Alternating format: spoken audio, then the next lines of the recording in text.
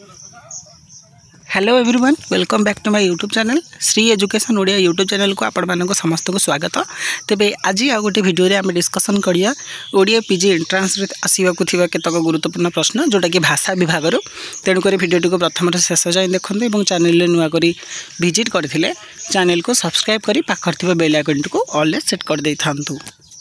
तेबे आज आम प्रथम आरंभ करिबा भाषा विभाग रो, जो भाषा मनीषर भाव प्रकाशर एक मूल आधार।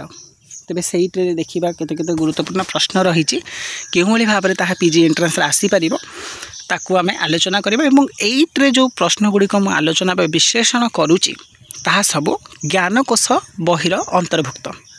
तेणुक आपण मैंने ध्यानपूर्वक शुणु एवं जदि पारुचंती जोठी कहिबे नोट करी रखिपारे। तेबे प्रथम प्रश्न आसूची भाषा काहाकू कुहाଯାଏ। भाषा मनीषर मुख निसृत अर्थयुक्त ध्वनि को भाषा कुहाଯାଏ। ओडिया भाषा क्यों भाषार सृष्टि? ओडिया भाषा मागधी अपभ्रंशर सृष्टि। भारतीय आधुनिक भाषार जननी भावे काहाकू ग्रहण कराଯାଏ? भारतीय आधुनिक भाषार जननी भावरे संस्कृत भाषा को ग्रहण कराଯାଏ। संस्कृत भाषार केतोटी स्तर देखा मिले? संस्कृत भाषार दुईटी स्तर देखा मिले, यथा वैदिक संस्कृति और लौकिक संस्कृति। वैदिक संस्कृतर समय और लौकिक संस्कृतर समय केते? क्षमा करेंगे, से संस्कृत मु संस्कृति पढ़ीदेली। वैदिक संस्कृतर समय और लौकिक संस्कृतर समय केते? यहाँ बहुत इंपोर्टेंट पिले तुम मैंने मन रखि। वैदिक संस्कृतर समय हूँ ख्रीष्टपूर्व 1500 रु 800 और लौकिक संस्कृतर समय हूँ ख्रीष्टपूर्व 800 रु 500। मध्य भारतीय आर्य भाषार समय केते? मध्य भारतीय आर्य भाषार समय ख्रीष्टपूर्व 500 रु ख्रीष्ट 1000। मध्य भारतीय आर्य भाषा केतोटी स्तर दे गति करिछि और कौन कौन? मध्य भारतीय आर्य भाषा 3टी स्तर दे गति करिछि, यथा पाली, प्राकृत, अपभ्रंश। प्राकृत भाषार समय केते? प्राकृत भाषार समय हेउछि ख्रीष्ट 100 रु 500। प्राकृत भाषा केतोटी स्तर दे गति करिछि और ताहा कौन कौन?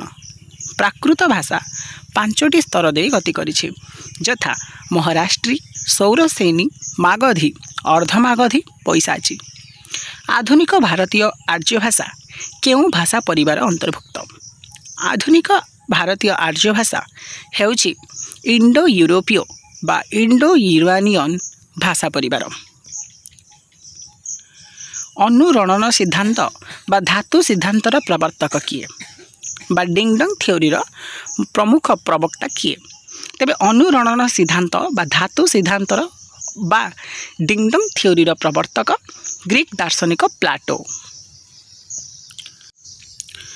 परवर्ती प्रश्न देखिबा, संकेत बा निर्णय सिद्धांतर प्रवर्तक किए बा सिंबलिक थ्योरी प्रवर्तक किए? तेबे सिंबलिक थ्योरी बा निर्णय पद्धति सिद्धांतर प्रवर्तक फरासी दार्शनिक रूसो। अनुकरण सिद्धांतर इंग्राजी प्रतिशब्द कौन? अनुकरण सिद्धांतर इंग्राजी प्रतिशब्द होछि इमिटेटिव थ्योरी। Imitative theory. आवेग सिद्धांतर प्रवर्तक किए बा फू फू थ्योरी प्रवर्तक हेउचंती कार्डिलाफ। श्रम परिहार मूलक सिद्धांतर प्रवर्तक किए?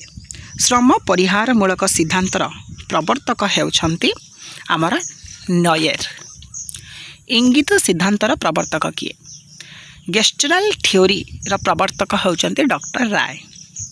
संगीत सिद्धांतर प्रवर्तक किए? सिंगसंग थ्योरी प्रवर्तक हेउचंती ऑटो जेफरसन। प्रेम सिद्धांतर प्रवर्तक किए?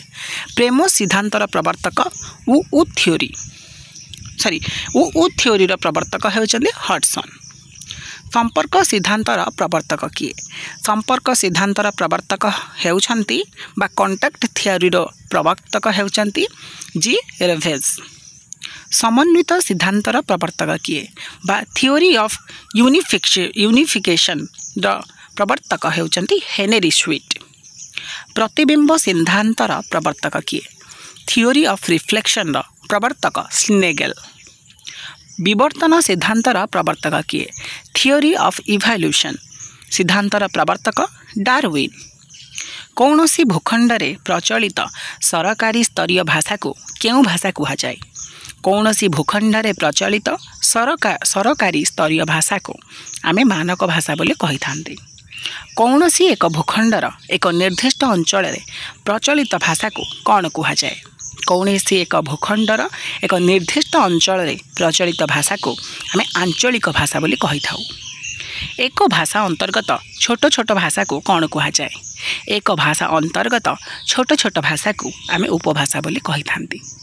तेबे पिला माने आज भिडियो रे आमे भाषा रिलेटेड बा भाषा विभाग केतक गुरुत्वपूर्ण प्रश्न आलोचना कले जहाँकि तुम ज्ञानकोश बही रे दिया जाइथिला। जदि भिडियोटी तुम किसी पढ़ापढ़ी में साहाय्य हो पारि तुम प्रिपरेशन किसी हेल्पफुल होती तेज भिडियो के लाइक करदेव सांग मान सहित जिते पारुच सेते शेयर करदेव एवं आमको जो भाव में भल पाइबा दे रखुंट से भाव में भल पाइबा दे रखी सपोर्ट करुथिबो। तेबे यही भिडियोते थिला एतिकी आउ गोटे परवर्ती नेक्स्ट भिडियो रे आमे देखिबा एई भाषा विभाग अति आउ गुरुत्वपूर्ण प्रश्नपत्र एवं तार उत्तर। से पर्यंत मते विदाय दियंतु। रहिली। जय जगन्नाथ। वंदे उत्कल जननी।